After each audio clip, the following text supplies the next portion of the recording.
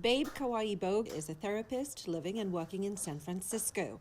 At 37 years old, she has a master's degree, a PhD, and a successful career. I grew up like 250% below poverty level, and I knew at a young age with a single parent mother, and a lot of my friends had single parents, that I wanted to be in a place where I could provide for children alone. So when I was 25, I decided to go to graduate school. Grad school, however, is expensive, and a six-figure debt meant plans to start a family had to wait some more. But just as she was almost done paying, the pandemic struck.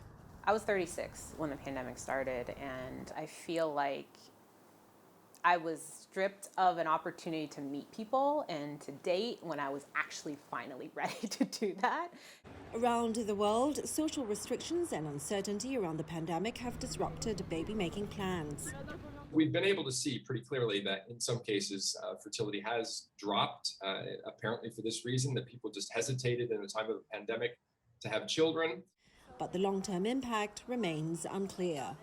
The world's population was already in decline before the pandemic, particularly in developed countries with lower mortality rates, birth control access, and higher cost of raising families.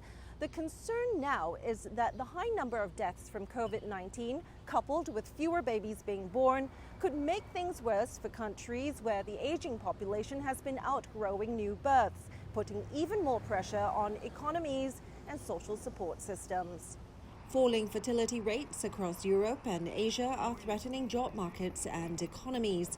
Last year, China and the US saw the slowest population growth in decades. So when you go to a point where you have not just population aging, but extreme population aging, which occurs because a fertility rate of below 1.5 children per woman, if that's maintained for several decades, that starts to produce really rapid population aging and eventually population decline.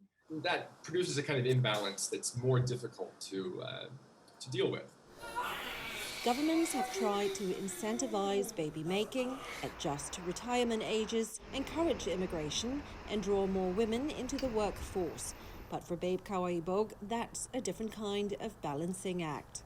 There's so many systems and structures that are extremely patriarchal, that don't take into consideration women's careers, their lives. And had I been a 25-year-old who was supported by my partner, who was a man, to continue my career, I probably would have had kids by now. It's a common challenge for women, made worse by the pandemic. The question is whether COVID-19 is just delaying baby making, or if it will have lasting consequences on a world population already under pressure. Liling, CGTN, New York.